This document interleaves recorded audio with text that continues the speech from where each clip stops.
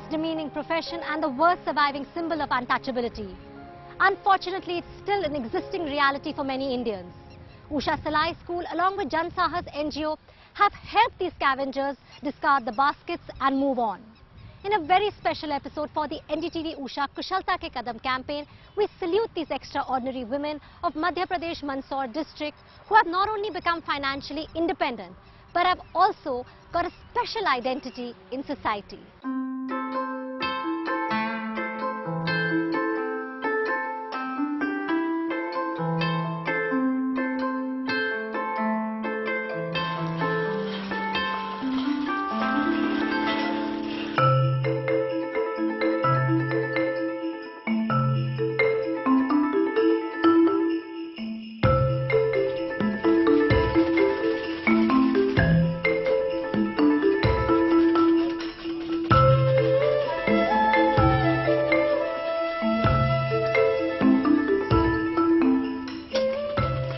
Bhagwantabai cleaned manholes and dry latrines for many years.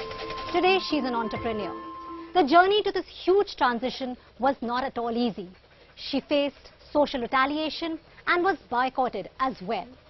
She has overcome the stigma of untouchability and has broken free. A fight she fought not just for herself, but for all the women of her family as well as community.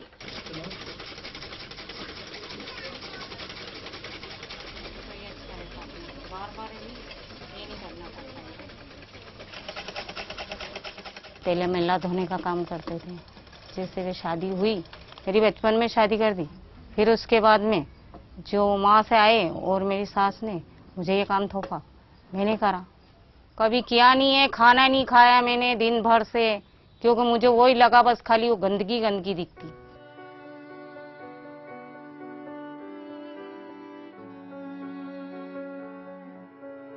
दिन भर रोटी खाना नहीं खाना, वैसा लगता मुझे। फिर धीरे धीरे आदत सी पड़ गई।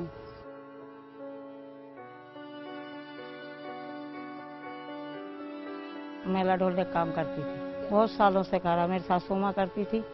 सासू माँ बोलती थी कि अपने खानदानी धंधा अपने माँ बाप करते करते मर गए, बाप बड़ा, अपन को भी करना पड़ेगा। करा खूब सारा काम, गुलामी करी ठाकुरों लोगों की। इधर एक रोटी देते थे, इतने दूर खड़े रखते थे, बोले दूर खड़े रहे, ऊपर से रोटी डालते थे, सब्जी ऊपर से डाल देकर मुंह भी छिटा जाता था।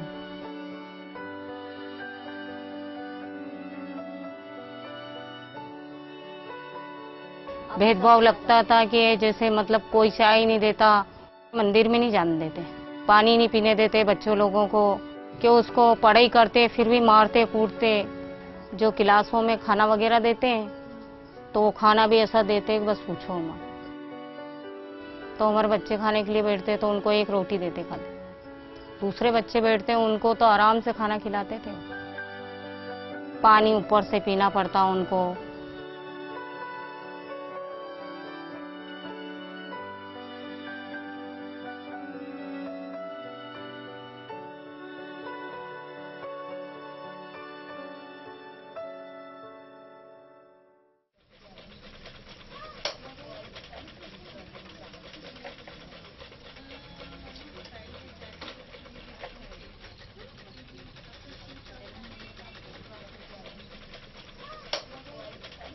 उषा सिलाई मशीन सीखी मैंने जब से। मतलब अच्छा है कि मैं मतलब पहले ये क्या नाम से पैसे देके मैंने ब्लाउज वगैरह करवाती थी, अब मैं घर पे सिल लेती हूँ और भी लोगों के सिल लेती हूँ, अपने बच्चों के कपड़े सिल लेती हूँ। दो पैसा मतलब घर में ही रहता।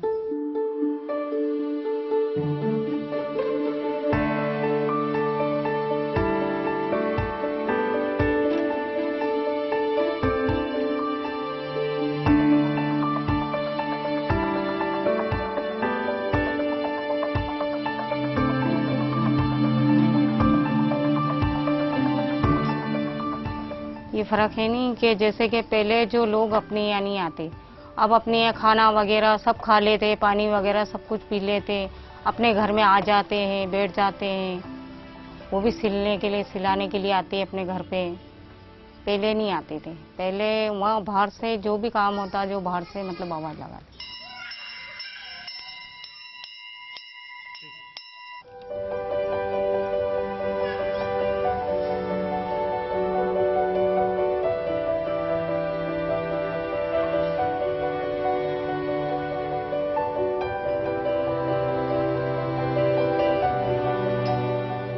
पहले मैं सबसे मतलब यूँ बोलती थी कि जैसे कि ऐसा लगता है कि जैसे आपसे उधार ले लिए मैंने, फिर मेरी देने की हैसियत है कि नहीं है। अब ऐसा लगता है मुझे किसी से लेने की जरूरत नहीं पड़ती।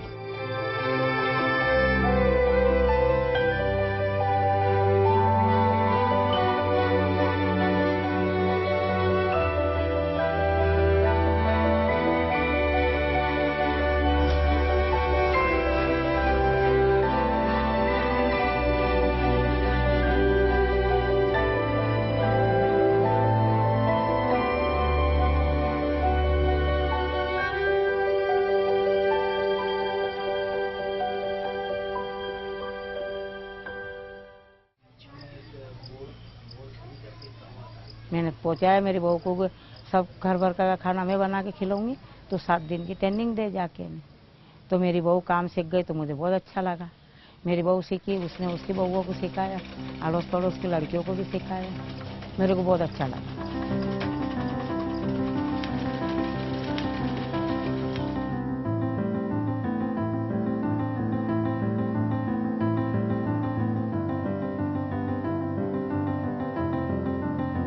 हम बहुत खुशकिस्मत समझते हैं कि जो हमारी सासू जी ने भी वो काम छोड़ दिया और फिर हमको भी आगे करने को नहीं मिला और इससे हम मुक्त हो चुके हैं। तो और हमारे को जैसे हमारे हस्बैंड है उनको स्कूल में छुआछूत जैसे भेदभाव जैसे मिलते थे वैसे हमारे बच्चों को नहीं मिलते अब।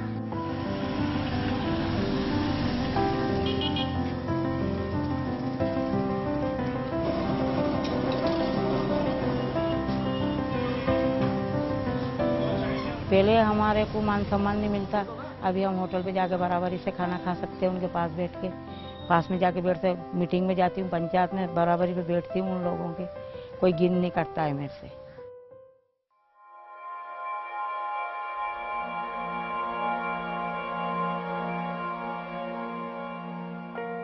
Manual scavenging entails cleaning out sewers and clearing human excreta from open pit toilets.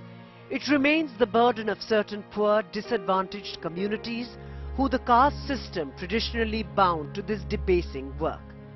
It continues to exist because large parts of India still use primitive, insanitary latrines.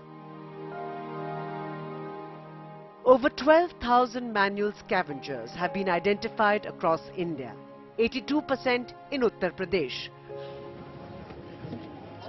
Activists say these are clearly understated official figures. Gujarat, for instance, admits to have no more than 2 manual scavengers according to government data. The Jan Sahas NGO works to liberate and rehabilitate poor Dalit villagers in Madhya Pradesh, Rajasthan, Uttar Pradesh and Maharashtra.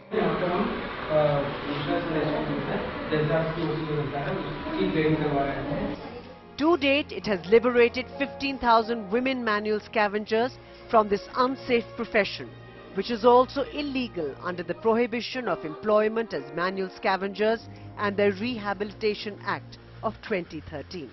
Now, Jan Sahas has joined hands with Usha International to rehabilitate the liberated women in alternative means of livelihood. हमारा main मुद्दा ये है कि जैसे जो महिलाओं जो महिलाएं मेला ढूंढने का काम कर रही थी उनके साथ जो छुआछूत होता है उसको जो असमानता जो समाज में है वो बराबर हो जाए।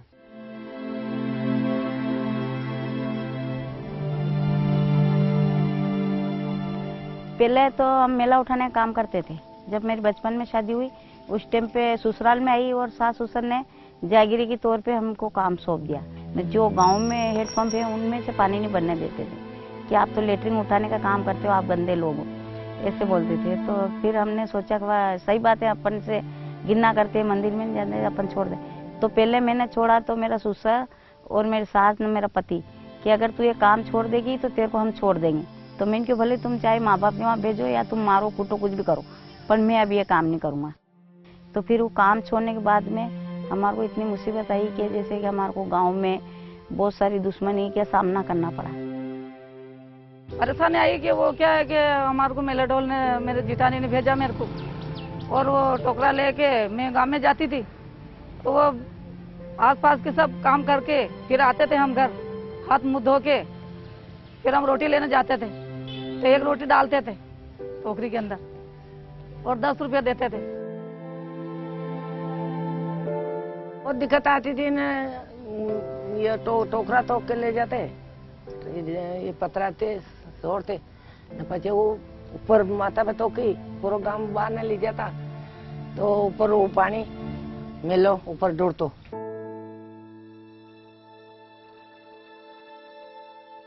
फिर हम जनसास से जुड़े, फिर जनसास वाले ने हमारे को रास्ता बताया। मंदसौर जिले में तो 165 और 15-16 हजार से मुक्त हुई है औरतें। हमने गांव-गांव में रैली निकाली, गांव-गांव में गए, शक्ति संगठन बैठक करी, संगठन बनाया। हर गांव में जाते, जहाँ लेटरिन थी वहाँ पे भी हम पर्चे बांटे, हमने औरतों को भी इकट्ठी करी, संगठन बना के फिर ये काम छुड़वाया हमने।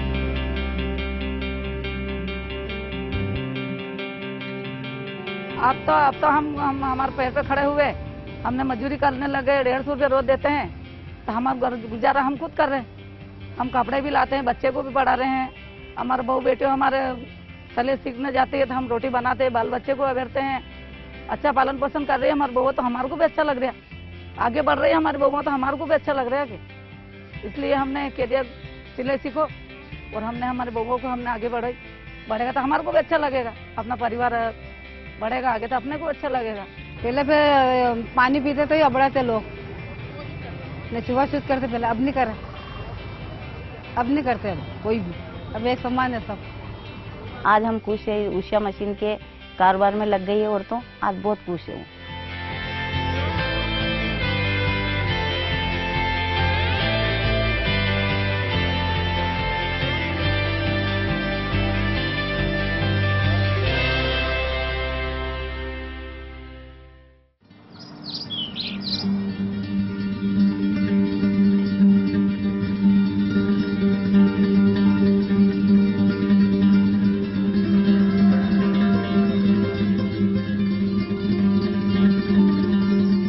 भी मेला ढोने का काम करती थी, तो वहाँ पे लड़कियाँ छुआछूत करती थी, इसलिए हम पढ़ नहीं पाते। वो बार बार चिढ़ाती थी हमको कि तुम गंदा काम करते हो, इसलिए इस काम से नफरत था मेरे।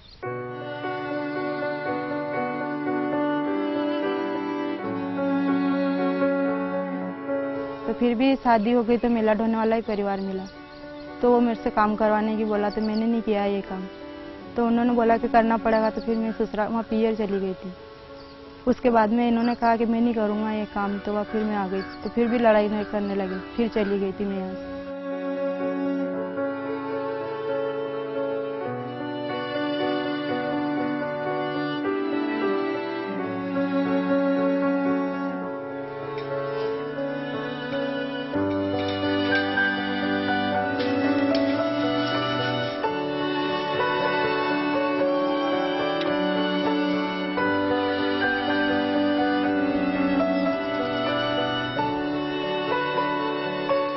बहुत कठिनाई से निकला वो साल, तो हमारे साथ में बहुत लड़ाइयाँ होती थी, और इनने मुझे जो पीटा भी सही बहुत।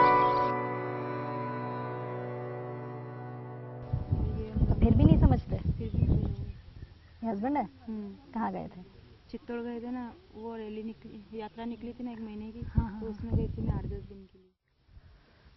When she refused to join her husband's profession of carrying the muck of dry toilets on her head, her in-laws shunned her away. Anusuya was even forced to send her own children to her maternal home. In spite of all these pressures, she stood strong.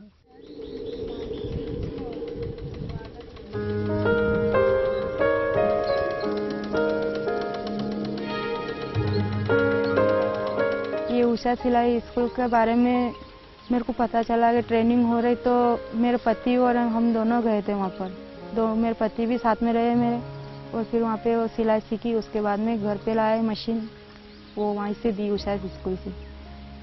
तो फिर उसके बाद में यहाँ पे मैं खुद करती, वो ब्लाउज खोल के वापस जोड़ना वगैरह, इससे करके मैंने सिलाई सीख ली वापस में। तो फिर वो सीखने के बाद में 1-2 औरतों को भी सिखाती हूँ मैं यहाँ।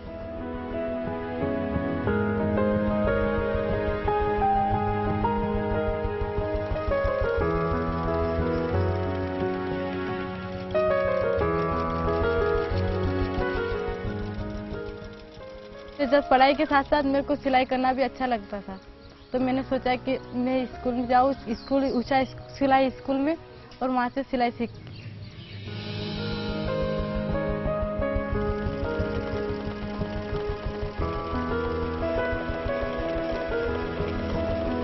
मैं पढ़ाई के साथ साथ सिलाई भी करना चाहती थी, है ना। फिर शुरू से इच्छा थी कि मैं सिलाई अच्छे से सीखूं और अच्छे से सिलाई बनाना सीख जाऊं। तो उसके साथ साथ मम्मी के लिए भी कुछ अच्छा बनाए, अपने लिए भी, परिवार के लिए भी, और पढ़ाई के साथ साथ अपने हुनर के लिए भी कुछ अच्छी इनकम भी हो जाए सिलाई से, तो उसमें पढ़ाई में अपने खर्चे के लिए भी हो जाता है।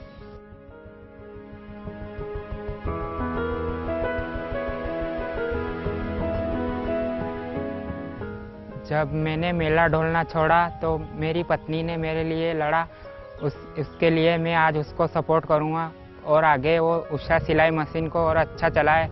और मेरी यही प्रेरणा है, मेरे बच्चों का भविष्य हम दोनों मिलकर अच्छा बनाएं।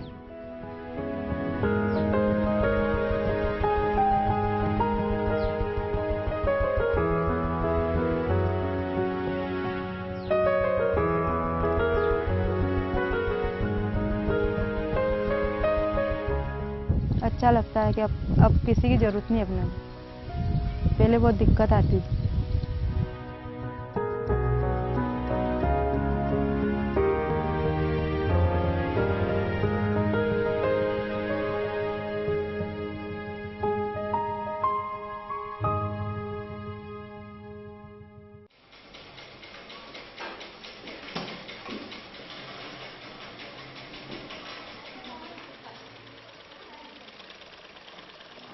महिलाओं को मेला ढोने से मुक्त करवाया।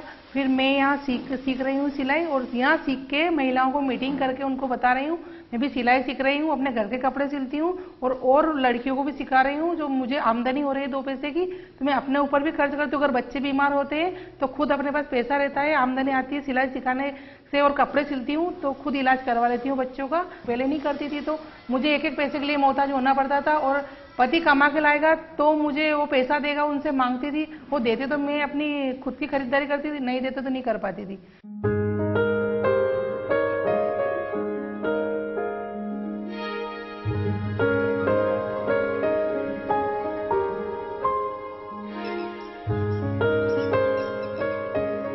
As Michael Jordan once said, some people want it to happen, some wish it would happen, and others make it happen.